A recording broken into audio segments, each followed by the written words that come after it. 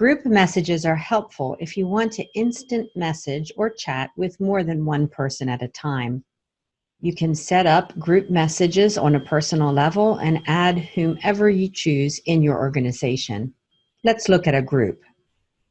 Click the group icon. I have a group set up for service. If I would want to send a message to the service department, I would click the open chat icon. I see at the top who is in this group. At the bottom is where I type my message and hit send. If I want to start a conference call with everyone in this group, I could click the call icon.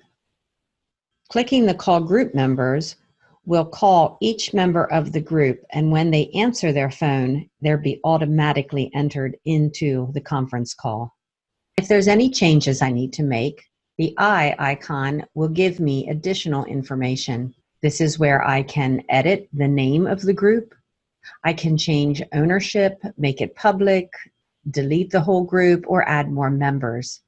I can even delete members or chat with an individual. Let me add a group.